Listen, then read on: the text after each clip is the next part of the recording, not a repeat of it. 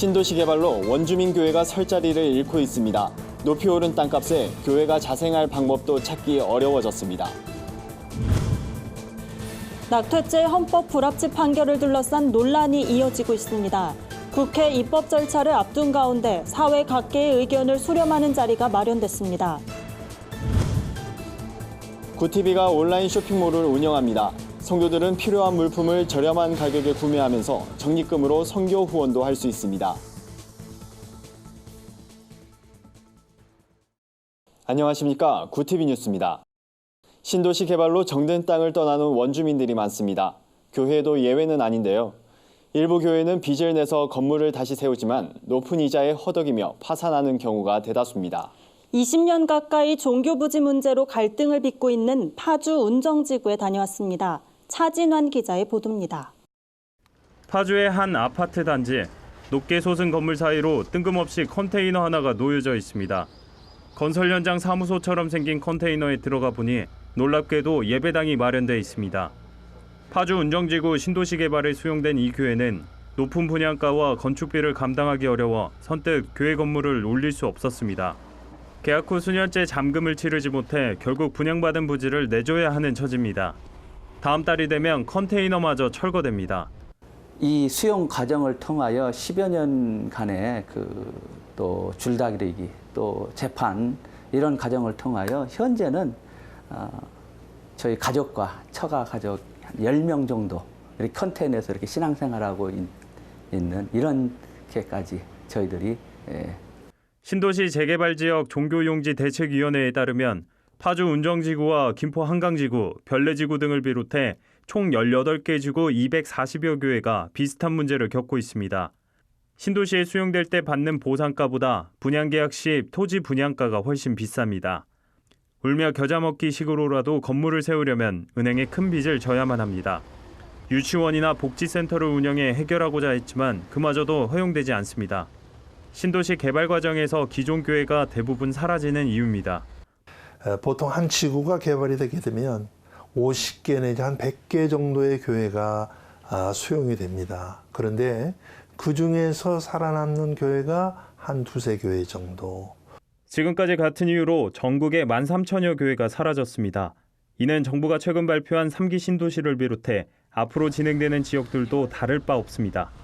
지역 사회를 섬겨온 작은 교회들이 신도시 개발이란 명목으로 거리에 내몰리는 건 아닌지 한국교계의 관심과 도움의 손길이 절실해 보입니다. 구티비 뉴스 차진환입니다. 지난 4월 낙태죄를 두고 헌법재판소가 헌법 불합치 판결을 내리면서 향후 입법안에 국민적 관심이 모아지고 있습니다. 이와 관련해 각계 전문가들이 세부적인 입법 내용을 다양한 관점에서 논의했습니다. 성산생명윤리연구소와 한국가족보건협회가 낙태죄 헌재 결정에 따른 입법과제 정책 토론회를 개최했습니다. 이번 토론회는 낙태죄 폐지란 헌법 불합치 결정에 대해서 합리적이고 윤리적인 의견을 수렴해 입법안을 만들자는 취지로 열렸습니다. 토론회엔 의학계와 법조계, 여성계의 전문가들이 참석해 법안에 필요한 내용들을 공유했습니다. 발제자로 나선 고려대학교 산부인과 홍승철 교수는 태아 기형은 낙태 사유에 포함되어선 안 되며 낙태 시술 전에 임신 유지를 위한 숙려기간과 상담 제도가 필요하다고 말했습니다. 그러면서 태아는 임신 10주면 사람의 모습을 완성하는 시기인 만큼 이미 통증을 느끼기 때문에 낙태의 허용 기간도 임신 10주 이내로 제한돼야 한다고 주장했습니다. 태아의 생명권과 여성의 자기결정권이 치열하게 논의되는 만큼 낙태를 둘러싼 진통은 당분간 계속될 전망입니다. 결국 찬반의 입장이 모두 수용될 수 없는 만큼 이견을 좁히는 정치권과 시민사회의 노력이 필요할 것으로 보입니다. 구티비가 연내 온라인 쇼핑몰을 개설합니다. 쇼핑몰에선 인터넷보다 저렴한 가격으로 다양한 제품을 구매할 수 있습니다. 여기서 발생한 수익금의 일부가 선교에 사용되는 구조로 한국에선 처음 등장한 모델입니다. 구티비와 복지 전문 쇼핑몰 기업인 휴박스, 대형 해외 쇼핑몰 에이전시 IM21은 9일 업무 협약을 맺고 선교 쇼핑몰 구축에 나서기로 했습니다. 쇼핑몰은 연내 오픈 예정이며 기본적인 생활용품부터 전자기기까지 다양한 물품을 판매할 예정입니다. 성도들은 쇼핑몰에서 필요한 물품을 인터넷보다 저렴한 가격에 구입할 수 있고 수익금의 일부분은 굿TV 미디어 선교 사역에 사용됩니다. IM21 정수환 대표는 굿TV와 함께 사업을 시작하게 돼 기쁘다며 선교와 사업 모두 최선을 다해보겠다고 각오를 밝혔습니다.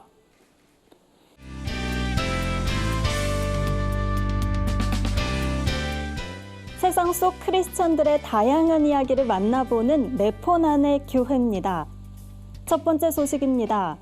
본격적인 여름 휴가철을 앞두고 전국 교회에서 여름 성경학교와 수련회를 진행하고 있는데요. 제46차 전국 SFC 대학생 대회도 은혜 가운데 마무리됐습니다.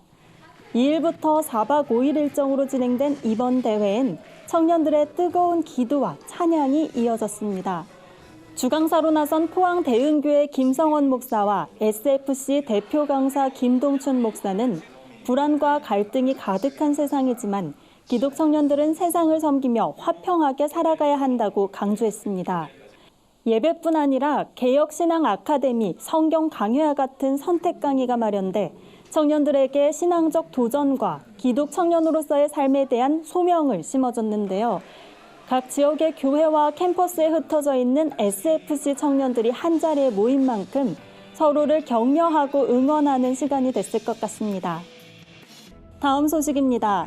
기독교 고전 철로역정을 원작으로 한 애니메이션 영화 철로역정 천국을 찾아서가 관객들의 꾸준한 사랑을 받고 있습니다. 영화진흥위원회 통합전상망에 따르면 철로역정은 7일 기준 누적 관객 수 22만 명을 돌파했는데요. 다양성 영화 부문에서는 1위, 전체 차트에서는 7위를 기록 중입니다.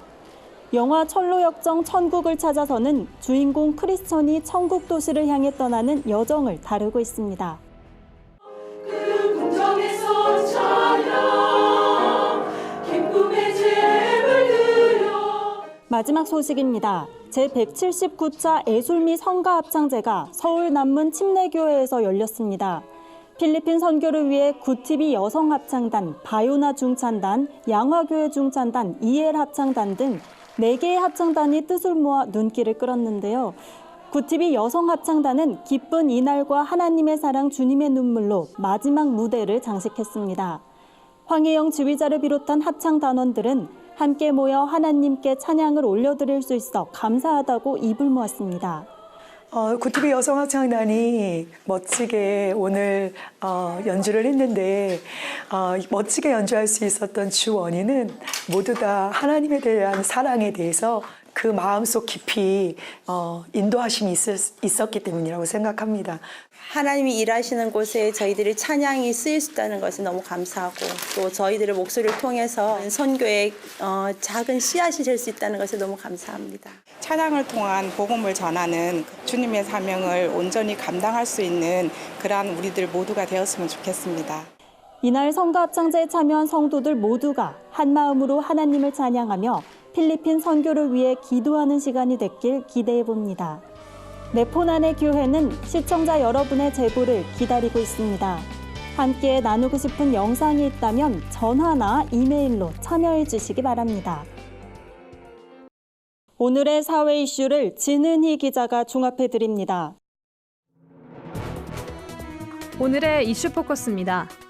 미국 투자은행 모건 스탠리는 한일 무역 이슈가 이미 국내외적 어려움에 처해 있는 한국 경제에 압력이 될 수 있다며 한국의 올해 경제 성장률 전망치를 2.2%에서 1.8%로 낮췄다고 밝혔습니다.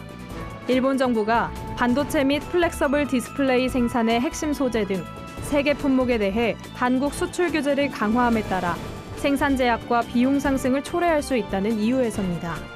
모건 스탠리는 한국이 아시아 지역에서 미중 무역 분쟁 불확실성에 가장 많이 노출된 국가 중 하나라며 이런 상태가 4분기까지 이어질 수 있다고 우려했습니다. 올해 평가 대상 13개 자율형 사립고 중 8개가 교육청 운영성과 평가에서 재지정 기준인 70점을 밑돌아 지정 취소가 결정됐습니다. 서울시 교육청은 중앙고등 8개 교가 운영평가 결과 지정 목적 달성이 어렵다고 판단했다고 밝혔습니다. 다만 학교 간 서열이 생길 수 있을 것을 우려해 학교별 점수 등 세부 사항은 공개하지 않았습니다. 교육청은 일반고로 전환되는 자사고가 학교 특색을 살린 맞춤형 교육 과정을 운영할 수 있도록 돕고 별도의 재정을 지원할 계획입니다. 아이를 낳아 키우는 과정에서 0세에서 6세 미만 아이가 있는 여성 10명 중 4명은 경력 단절을 경험한 적이 있다는 보건복지부 육아정책연구소의 조사 결과가 나왔습니다. 하지만 남성이 육아 때문에 퇴직한 적이 있다는 응답은 0.3%에 불과했습니다. 여성이 출산과 양육으로 경력 단절을 경험한 비율도 2009년 24.6%에서 2012년 25.2%, 2015년 32.3% 등 해마다 늘어났습니다. 여성이 취업을 중단한 사유는 믿고 맡길 곳이 마땅치 않았다는 이유가 32.8%로 가장 높았고 일보다 육아의 가치가 크다는 것을 다음 이유로 꼽았습니다. 구티비 뉴스 진은입니다. 주요 단신입니다. 동성애 동성혼 반대 국민연합이 윤석열 검찰총장 후보자의 임명 취소를 요구하는 성명서를 발표했습니다. 동반연은 윤 후보자가 성소수자와 관련해 내놓은 답변에 대해 누구보다 법질서 확립에 앞장서야 할 검찰총장이 현행 헌법과 법률을 무시하고 있다고 지적했습니다. 그러면서 윤 후보의 발언은 교묘하게 차별이란 용어를 사용해 동성애 동성혼 합법화를 하겠다는 의도로 해석된다며 문재인 정부가 윤 후보 임명을 취소해 줄 것을 강력히 촉구했습니다. 여의도 순복음 은혜교회가 경기 용인시 웨스트민스터 신학대학원에서 창립 예배를 개최했습니다. 이날 예배에선 기독교 대한 하나님의 성회 이태근 총회장의 담임 목사 취임식도 함께 진행됐습니다. 기아선 대표 총회장 이영훈 목사는 여의도 순복음 은혜교회가 하나님이 함께하고 하나님을 찾는 교회, 하나님께 인정받는 정직한 교회가 되길 바란다고 전했습니다. 한국기독교 직장선교연합회가 서울특별시 기독선교연합회와 공동으로 오는 16일 서울특별시청 소소문청사에서 제17회 공의와 사랑실천 구국기도회를 개최합니다. 이날 기도회에선 성령 충만과 공의구국, 직장선교, 개인중보를 위해 기도하는 시간을 가질 예정입니다. 구국기도회는 지난 2003년부터 매년 열리고 있으며 누구나 참석이 가능합니다. 서울대 로스쿨 공익법률센터가 미랄복지재단과 함께 오는 15일부터 2박 3일간 시청각 중복장애인을 위한 복지입법 프로보노 캠프를 개최합니다. 이번 캠프는 국내에선 처음으로 열리는 행사로 서울대 로스쿨 학생과 교수진, 시청각 장애인, 통역사 등이 참여할 예정입니다. 주최 측은 캠프에 앞서 시청각 장애인에 대한 이해와 특성을 강의하고 소통과 안내 방법 등을 교육했습니다. 이상으로 뉴스를 마칩니다. 구티비 뉴스는 인터넷 신문 데일리 굿뉴스를 통해서도 보실 수 있습니다. 시청해주신 여러분 고맙습니다.